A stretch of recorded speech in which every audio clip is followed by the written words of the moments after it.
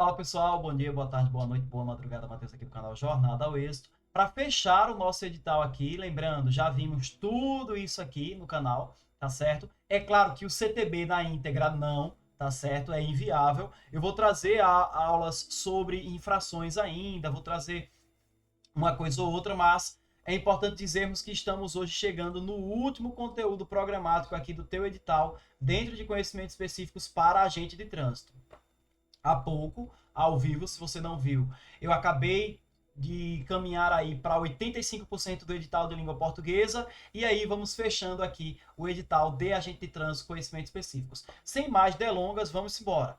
Lembrando, isso aqui é um resumo, tá certo? Com base no manual de direção defensiva, tá certo? Trazido pelo Denatran, ok? Com base no manual trazido pelo Denatran, é que eu extraí essas informações para trazer para vocês. Primeiro, Matheus, o que é a direção defensiva? Direção defensiva ou direção segura é a melhor maneira de dirigir e de se comportar no trânsito, porque ajuda a preservar a vida, a saúde e o meio ambiente. Mas o que é a direção defensiva? Gente, anotem, guardem o conceito. É a forma que você permite é a forma de dirigir que permite a você reconhecer antecipadamente as situações de perigo e prever o que pode acontecer com você, com seus acompanhantes, com seu veículo e com os usuários da via. Conceito de direção defensiva com base no manual trazido pelo Denatran, que foi elaborado pela FCC, Fundação Carlos Chagas, ok? É necessário dizer que o acidente não acontece por acaso, por obra do destino ou azar. Na grande maioria dos acidentes, o fator humano está presente, ou seja, cabe aos condutores e pedestres uma boa dose de responsabilidade. Toda ocorrência trágica, quando previsível, é evitável. Essa frase ela é importante, faz sentido, não é só para fins de estudo, é para a vida, ok? Toda ocorrência trágica, quando previsível, é evitável. Gente, nós vamos conhecer aqui os elementos, os riscos que compõem a relação, tá certo? Junto aí da exposição, né, às situações vulnerantes no sentido do trânsito. Aí a gente vai ver quais são os sujeitos que estão relacionados. Primeiro, os veículos, depois os condutores, as vias de trânsito, os ambientes e os comportamentos das pessoas. Veículo, Matheus, gente, é resumo, tá? Lembrando, é um resumão que eu estou trazendo para vocês. Os veículos dispõem de equipamentos e sistemas importantes para evitar situações de perigo que possam levar a acidentes, como freios, suspensão, sistema de direção, iluminação, pneus e outros. Manter esses equipamentos em boas condições é importante para que eles cumpram as suas funções. Aqui tem insights que eu quero dar para vocês. Sempre quando a gente vai falar de direção defensiva, tratando-se de veículo, a gente tem que lembrar da manutenção periódica, constante e preventiva. Antes, não adianta, eita, meu carro, eu sei que ele está com um problema na bateria, mas aí eu vou fazendo ele pegar no tranco e uma hora eu substituo. Não, essa manutenção tinha de ser periódica, constante e preventiva. Antes da bateria morrer, apesar que é um item que não tem como a gente até pode ser medida as tensões e etc. Mas o exemplo da bateria serve apenas para exemplificar. Tá? Outra coisa são os freios, por exemplo, as pastilhas estão desgastadas, você percebe a ruidez junto ao disco ao frear, você percebe a demora do carro, da moto a frear, o veículo a frear de modo geral, e você não substitui. Você assume o risco de conduzir o veículo ainda assim. Então, manutenções precisam ser preventivas antes, tá certo? E periódicas, constantes. A gente precisa avaliar também o funcionamento do veículo, tá certo? Antes de colocá-lo em circulação, você precisa ver como é que tá. Ele está funcionando direitinho, tudo está funcionando, a parte elétrica, a parte combustível, tá tudo em ordem, pneus estão calibrados, está em condições. Show. A gente já pula para os próximo item, que são os pneus. Verificar os sulcos, se já não estão suficientes para serem substituídos, como é que está o desgaste, se não está havendo um desgaste prematuro em uma das bandas de rodagem, dentro ou fora, se não é necessário alinhar ou balancear, não é? Tudo isso vai também trazer maior segurança. O cinto de segurança, item fundamental e indispensável aí, para a condução de veículos, tá certo? É requisito fundamental, tá certo? Está diretamente atrelado aí à direção preventiva, à direção defensiva. A suspensão, responsável por garantir a estabilidade do veículo, bem como também a correta distribuição dele, né, do peso, em cima dos componentes os quais estão fixados, a suspensão requer grande atenção. Amortecedores gastos, molas desgastadas, podem trazer impactos danosos grandiosos, tanto para o aspecto estruturante do veículo, como para riscos de acidente também. A direção com folga, com bieleta, com terminal frouxo, com bucha da balança, né, solta. Então, quando você de repente atingir a velocidade um pouco mais elevada, pode trazer a você grandes riscos. E lembrando, um acidente, quanto maior é a velocidade, maior é o risco de letalidade. Ok? Sistema de iluminação. Pensem que conduzir à noite sem um sistema de iluminação devidamente empregue e adequado ao veículo é impossível quase. Então, logo, é fundamental garantir que todas as lâmpadas, todas as luzes estejam em pleno funcionamento, desde os faróis até as lanternas traseiras, as luzes de indicação, tá certo? As luzes indicadoras de direção, a luz de posição, todas elas. E os freios, reitero, né, são fundamentais, haja vista que são responsáveis por parar o teu veículo em uma situação de emergência ou apenas para trazer a devida frenagem. Já os condutores, como evitar desgaste físico relacionado à maneira de sentar e dirigir a sua posição correta, ao dirigir, evita desgaste físico e contribui para evitar perigos, tá certo? Condutores, atenção na postura, quanto tempo que você está no volante, tá bom? O uso dos retrovisores, primeiro ponto, fundamental. Antes de qualquer manobra, qualquer conversão, verificar os retrovisores a fim de garantir que não há ninguém vindo atrás que possa, de repente, trazer qualquer evento danoso, ok?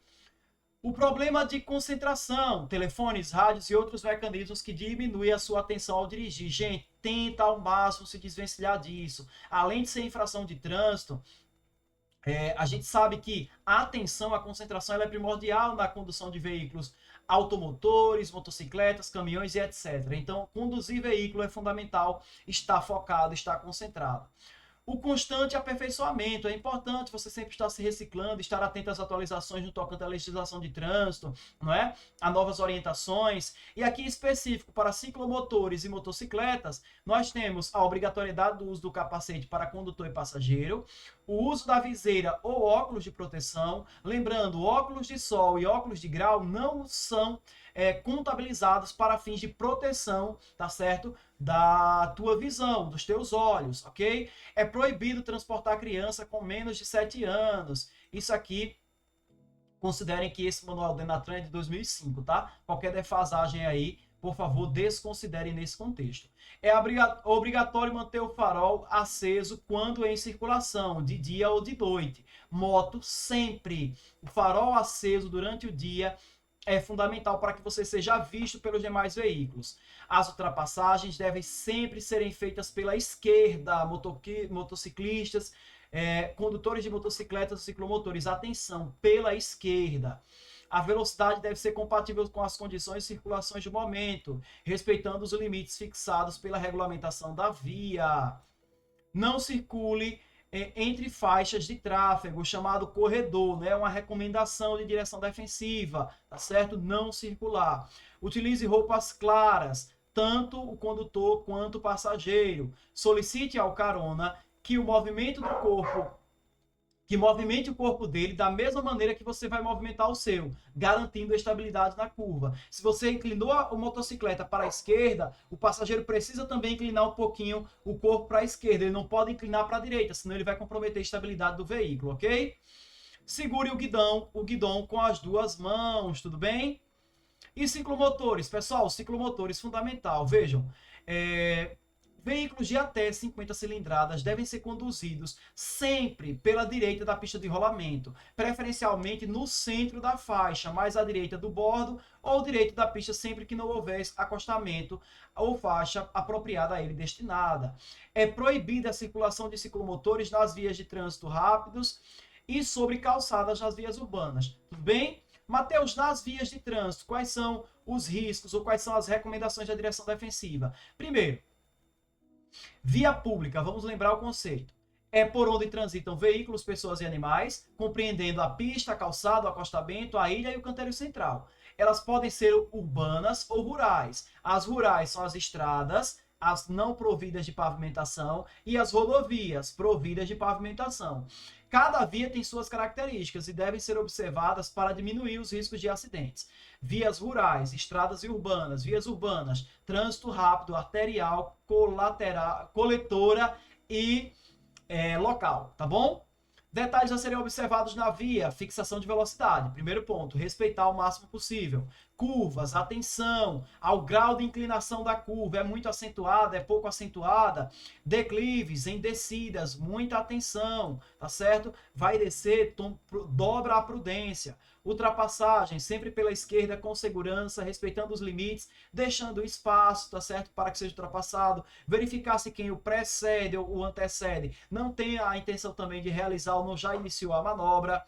Estreitamento de pista, cuidado, toda atenção é pouca. Quando houver estreitamento de pista, redobrar a atenção. Acostamento, não conduzir por ele, exceto quando for realizar as conversões onde não houver, né, local prudente para você adentrar à esquerda ou adentrar um lote lindeiro, por exemplo. Mas acostamento, em tese, é para imobilizações em casos de emergência, tá certo? Devidamente com o pisca-alerta ligado, como a gente diz, não é? E aí, utilizar os acostamentos só para os fins devidos. Condições do piso da pista de rolamento. Gente, cuidado com buracos, com desníveis, cuidado com valetas abertas, tá certo? Sobretudo em dias chuvosos, onde a água pode cobrir buracos e vocês podem vir aí, eventualmente, acidentarem-se. Então, redobrar a atenção, ok? Com as condições do piso. Trechos escorregadios. Todos os veículos, mas sobretudo os ciclomotores e motocicletas, atenção redobrada mais ainda, porque o carro ele pode deslizar, perder o controle, mas a chance do motorista conseguir retomar é grande. Já na motocicleta, no ciclomotor é menor, tá certo? Numa situação de óleo na pista mesmo, trecho escorregadio, uma queda pode ser fatal. Atenção às condições de sinalização da via, respeitar sempre, ter atenção, buscar fazer a leitura. Calçadas ou passeios públicos. Cuidado, pessoal, é destinado cada um à sua objetividade. O trânsito de veículos na calçada é somente para adentrar ou sair, né, do eventual imóvel ou ainda numa condição especial posta, ok? Os passeios públicos respeitam ao pedestre. Lembra a ideologia do trânsito. Os maiores são responsáveis pelos menores. Árvores e vegetação, tenham cuidado, sobretudo se elas estiverem cobrindo as sinalizações postas ali na via, tá bom? Alguns lembretes no sentido do cruzamento, falando ainda sobre aspectos da via. Lembre-se de seguir algumas regras básicas. Se não houver sinalização, a preferência de passagem é do veículo que se aproxima do cruzamento pela direita. Se houver a placa de pare no seu sentido de direção, você deve parar, observar se é possível atravessar e só aí movimentar o veículo. Gente, essa questão de ceder a preferência quem vier à direita no cruzamento é se ele não for devidamente sinalizado. Uma vez que tem a placa, por exemplo, do pare, você precisa parar.